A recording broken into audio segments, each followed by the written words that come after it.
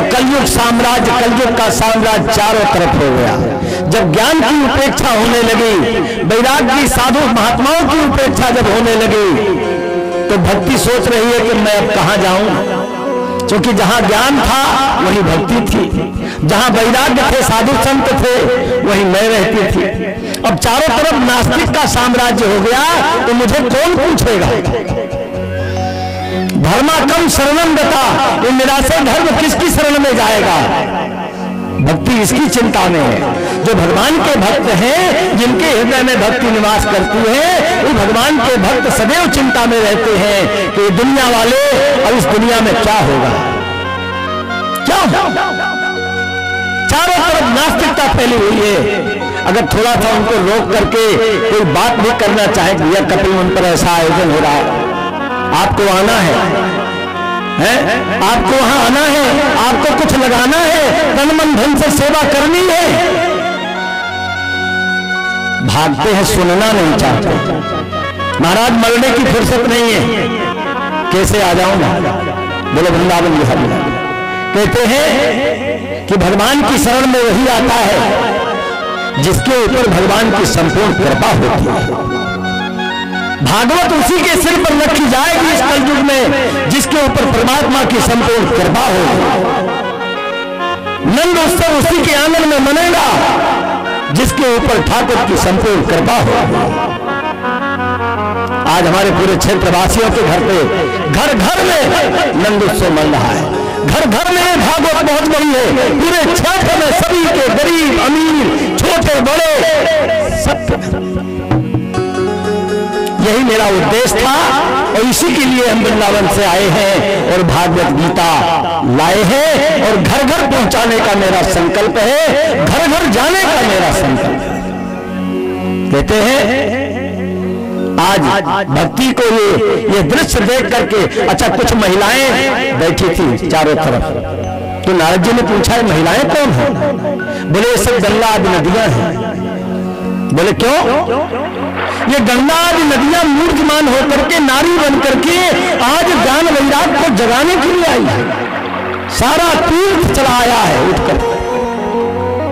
अगर ज्ञान नहीं होगा, वैराग्य नहीं होगा, तो न तो कोई गंगा को मानेगा, न कोई गायत्री पूजेगा, न कोई गौ पूजेगा, न कोई गोवर्धन पूजेगा, न कोई ब्राह्मण पूजेगा, न कोई गोपाल पूजेगा। चारों तरफ अनाचार अत्याचार फैल जाएगा। इसलिए गंगा सारा तीर्थ मूर्तिमान होकर के पहुंच गया है। भक्ति, नारद जी ने विचार किया मैं जगाऊंगा जरूर है, मैंने उद्बुद्ध जरूर करूंगा। मैं इसके लिए उन्होंने विचार किया कि मैं कहां जाऊं। हरिद्वार पहुंच गए। हरिद्वार में कुछ महात्माओं से जाकर के मुलाकात किया, महात्माओं से बातचीत की, उनको जगाने के लिए कुछ उपक्रम पूछा, कुछ दवाइयां पूछी, उपाय पूछा। तो कहते महाराज जब नारद जी को नहीं पता है तो हम लोग क्या जाने। साधारण महात्मा लोग तो सिर झुका लेते हैं। नारद जी ने कहा इनसे काम नहीं चलेगा, अब हमको सनक सनंदन सनातन कुमारों को तलाशना पड़ेगा। ये मानसिक पुत्र हैं, जीवन भर विरक्त रहते हैं, देखने में 5 वर्ष के हैं, 1000 वर्ष की आयु लेकर के रहते हैं। सनक सनंदन सनातन कुमार श्रीधाम बद्रिकाश्रम में बैठे हुए थे, नारद जी वहीं पहुंच गए। नारद जी से रामासामी हुई, जय श्रीमन नारायण, जय श्रीमन नारायण। नारद जी क्या बात है, आप कुछ व्यग्रचित्त दिखाई पड़ रहे, उदास दिखाई पड़ रहे हैं। बोले कारण है, सारा वृतांत वृंदावन का कह सुनाया। वृंदावन का वृतांत सुनते ही कहते हैं कि आकाशवाणी हुई थी कि नारद सत्कर्म करो, सत्कर्म करो, सत्कर्म करो, तुम्हारा कल्याण होगा। अगर पाप कर्म बढ़ जाता है तो सत्कर्म करना ही पड़ता है। इसलिए पाप कर्म ना बढ़ने पाए तो हमें थोड़ा थोड़ा सत्कर्म सदा करते रहना चाहिए। जो बने, जितना बने उतना सत्कर्म हमें करते रहना चाहिए। आज साधु की प्रेरणा से, संत की प्रेरणा से, गुरु की प्रेरणा से, भगवान की प्रेरणा से धर्म चल रहा है, चल रहा। कहते हैं नारद जी से कहते हैं कि महाराज सत्कर्म की परिभाषा क्या है? तो सत्कर्म सोचतो नूनम ज्ञान यज्ञास्मृतो बुधई श्रीमद्भागवती लापा सतगीता सुखादि। ये सत्कर्म वही है जो सुखदेव जी के द्वारा गाया गया, जो राजा परीक्षित को मुक्ति दिलाया, उसी का नाम सत्कर्म है। और तुम नारद जी इतनी जल्दी भूल गए? ये सत्कर्म सबसे प्रथम भगवान लक्ष्मी नारायण ने ब्रह्मा को सुनाया और ब्रह्मा जी ने आपको सुनाया और आपने ही व्यास जी को सुनाया और व्यास जी ने ही सुखदेव जी को सुनाया और आप इतनी जल्दी भूल गए। अरे तो बोले भागवत ही सत्कर्म है। बोले इससे बढ़कर सत्कर्म संसार में कुछ है ही नहीं है। भागवत से बढ़कर के सत्कर्म, वाल्मीकि से बढ़कर के, रामायण से बढ़कर के सत्कर्म संसार में कुछ है ही नहीं। तो बोले महाराज तो ये सत्कर्म सुनाएगा कौन? अब नारद जी के मन में विचार आया कि विद्वान ढूंढने कहां जाऊं और इनसे बड़ा विद्वान कौन है? तो लाओ सुपारी इन्हीं को दे दिया जाए। नारियल सुपारी सनक सनंदन सनातन कुमार को ही सौंप दिया। बोले महाराज ये कथा कब होनी चाहिए, कहाँ होनी चाहिए, इसके लिए कोई नियम है क्या? बोले कदापि नहीं है। सदा सेव्या श्रीमद्भागवती कथा यस्या स्मरण मात्रेण हरिश्चित्तम समाश्रयेत। सदा सेव्या, इसके सुनने के लिए कोई मुहूर्त नहीं है, सदा सुनना चाहिए, सदा सेव्या। और इसके सुनने मात्र से भगवान श्री हरि भक्तों के हृदय में सदा के लिए विराजमान हो जाते हैं और उसके जन्म जन्मांतर के पाप नष्ट कर देते हैं, नष्ट कर देते हैं। और जीव जो नाना प्रकार के दुखों से आक्रांत है, भयभीत है, वो उससे छुटकारा पा करके और भगवान की शरण में आ जाता है। बोले वृंदावन बिहारी लाल की शरण में आ जाता है।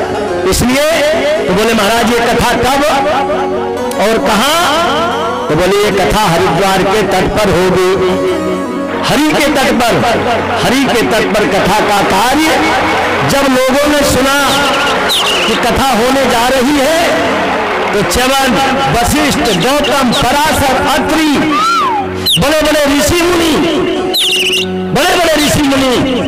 जिन्होंने एक बार नहीं हजारों बार इस कथा का अनुसरण कर लिया हो, ऐसे लोग भागवत की कथा को सुनने के लिए लालायित बैठे हैं। सबसे पहले सज्जनों, चरणामृत और चरितामृत से कभी किसी का पेट नहीं भरा, भरना भी नहीं चाहिए।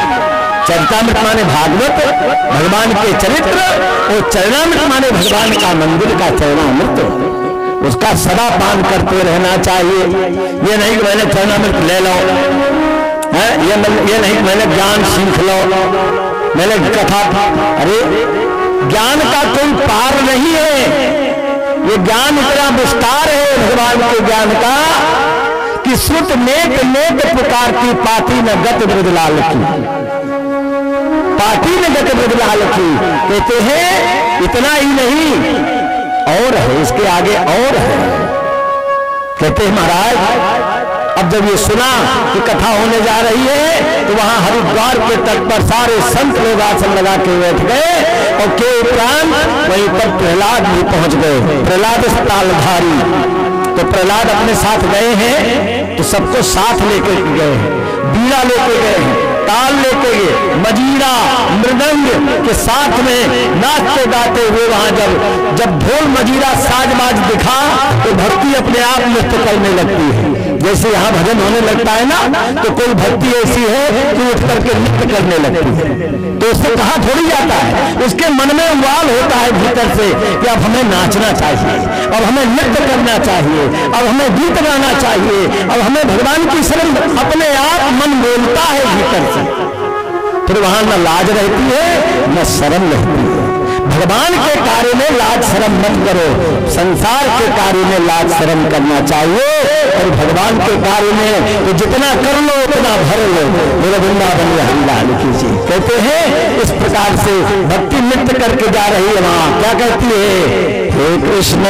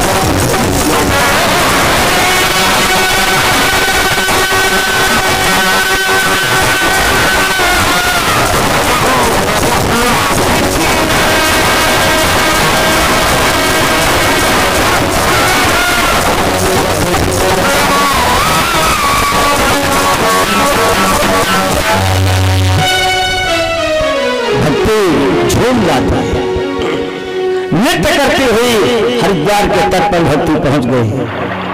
और जब भक्ति पहुंची तो लक्ष्मी नारायण भगवान भी पहुंच गए। बोलो लक्ष्मी नारायण भगवान जय हो। लक्ष्मी नारायण भगवान आ गए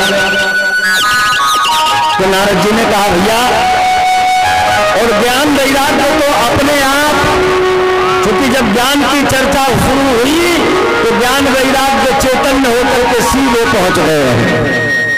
भक्ति और लक्ष्मी नारायण भगवान को देख करके नारद जी ने पूछा कि प्रभु, हमें लगता है कि आप कहीं जा रहे थे और कीर्तन भजन होते हुए देख करके आप आ गए। बोले नहीं, ऐसा नहीं है। बोले फिर प्रभु कैसा है? बोले ना, हम बोले वैकुंठ दूर है आपका और निमंत्रण कार्ड पहुंचा नहीं तो आप आए कैसे? आप तो सोचिए। तो उन्होंने कहा बहुत बढ़िया बात कही है कि ना हम बसामि वैकुंठे योगी नाम हृदय नचा मद भक्ता यत्र गायन्ति तत्र तिष्ठामि नारद। हे नारद, जहां मेरे भक्त लोग मेरा गायन करते हैं, कीर्तन करते हैं, स्मरण करते हैं, कथा करते हैं, भागवत करते हैं, सत्संग करते हैं, मैं वही निवास करता हूँ। बोले वृंदावन बिहारी लाल, वही वास करता हूँ, वही क्षेत्र वैकुंठ क्षेत्र है।